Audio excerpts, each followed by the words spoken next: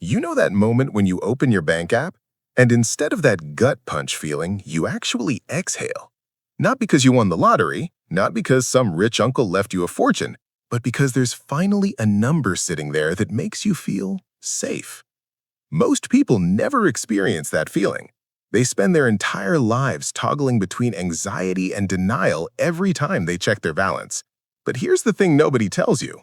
There's a very specific dollar amount where this psychological flip happens, and it's way lower than you think. It's not $1 million. It's not even six figures. That number is $20,000. My name is Jay, and I've spent years obsessing over the psychology of money. Not just how it works mathematically, but how it rewires your brain, your confidence, and ultimately your entire life trajectory. If you're the kind of person who wants to actually understand the invisible mechanics behind wealth building, instead of just crossing your fingers and hoping your 401k works out, hit subscribe and drop a thumbs up if this video shifts how you see money. Now, let me ask you something real quick. When you think about building wealth, what image pops into your head? Maybe it's some Silicon Valley founder cashing out stock options. Or maybe it's a person grinding 60-hour weeks for decades, stacking pennies one at a time. The truth? Wealth building doesn't work like a straight line. It works more like a staircase with invisible steps. There are specific financial thresholds, numbers most people don't even know exist, and once you cross them, the entire game changes. $20,000 is the first major step. It's the dividing line between people who will eventually build real lasting wealth and people who will spend their whole lives running on the financial hamster wheel. And here's the wild part. 78% of Americans live paycheck to paycheck.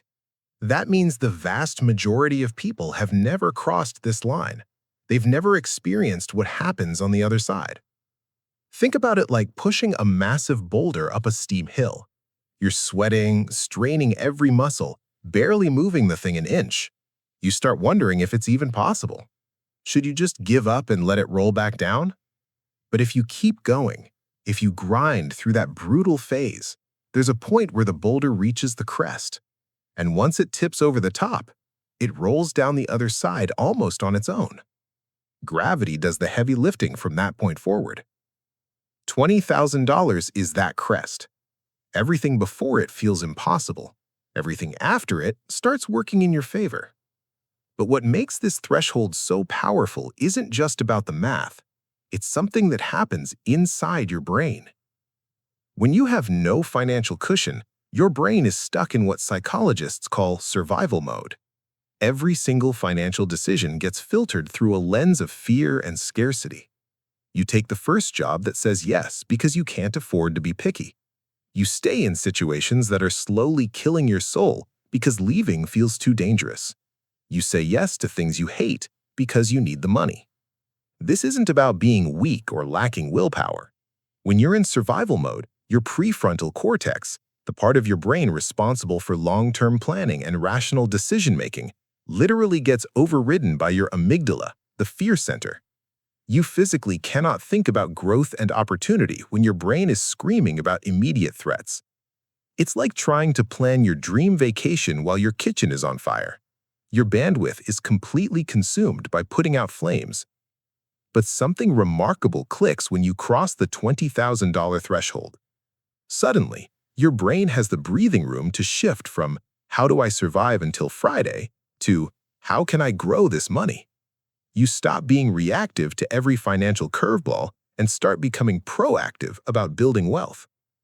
Research from Vanguard actually quantified this.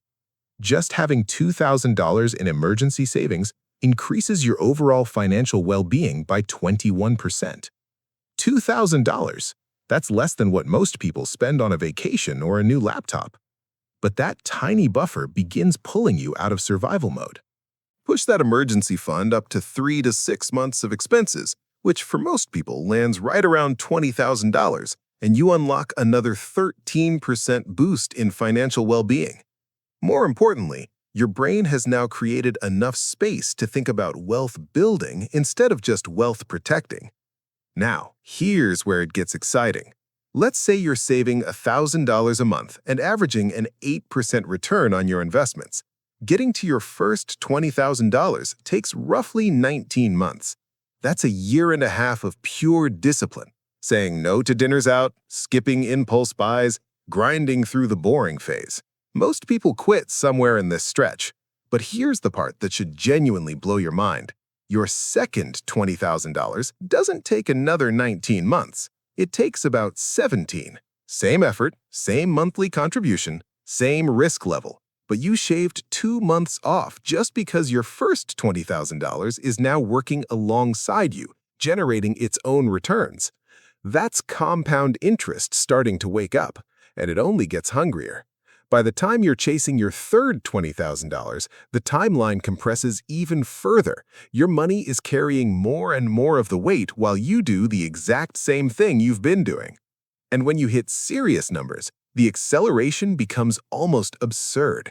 At $400,000 invested, you can generate your next $20,000 in just 5 months, passively.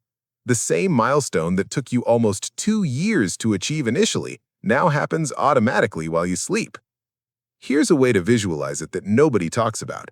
Imagine 2 runners on a track. Runner A is you, jogging at a steady pace. Runner B is your invested money, and it gets faster with every lap.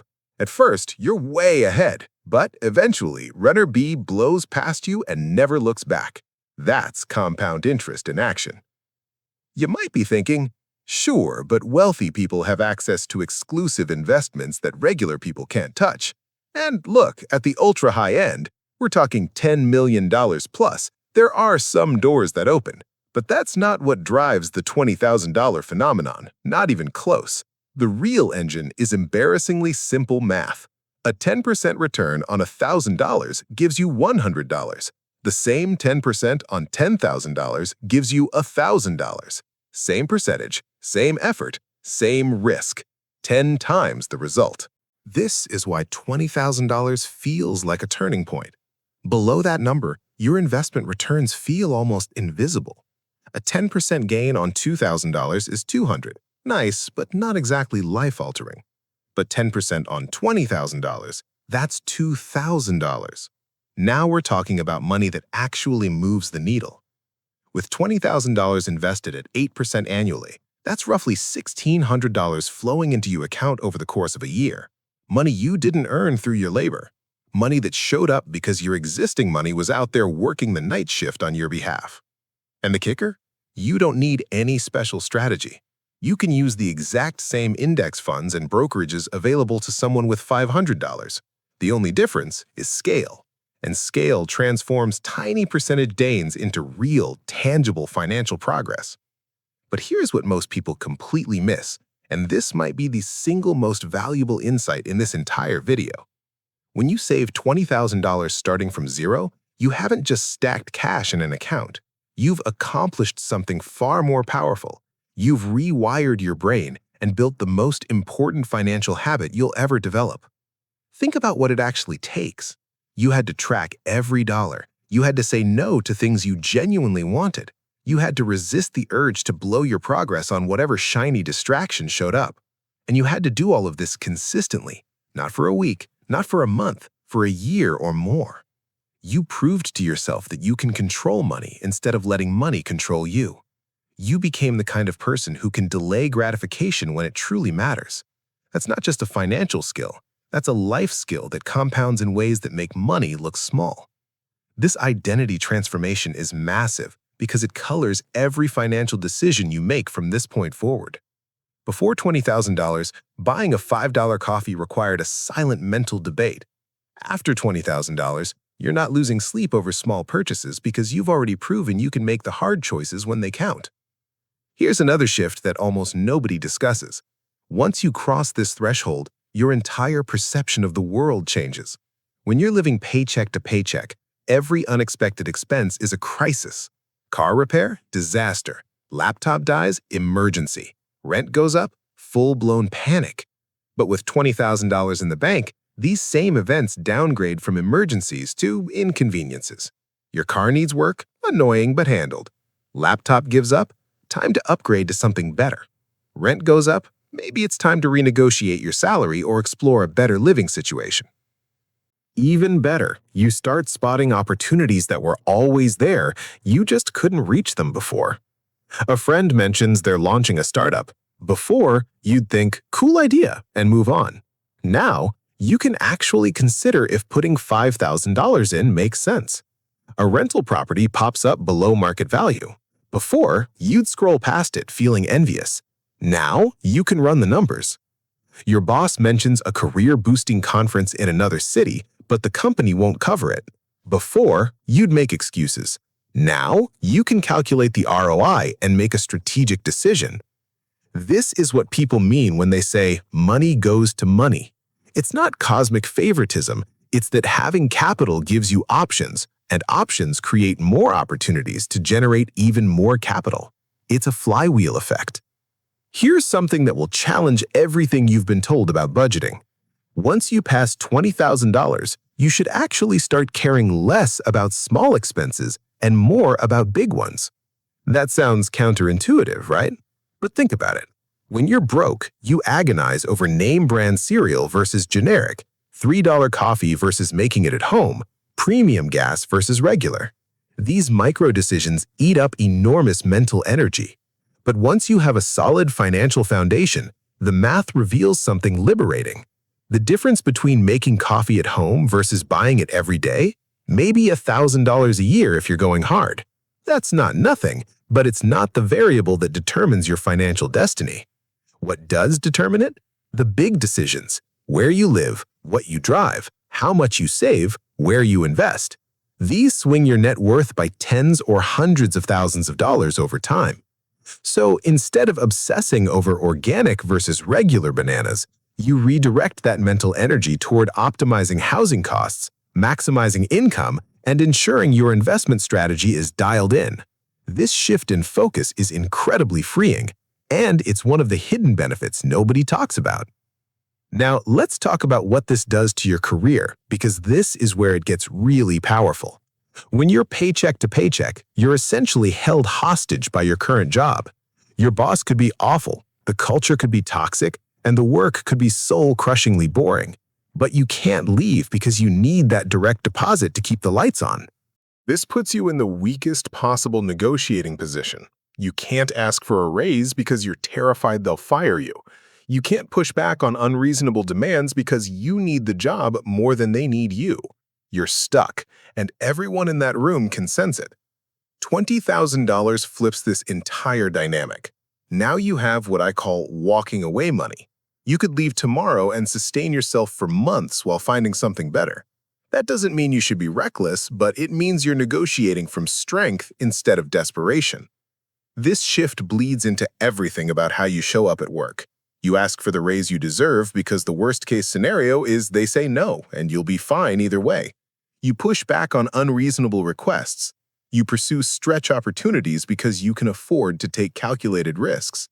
And here's the crazy thing. You often don't even need to use the money. Just knowing it's there changes your entire presence.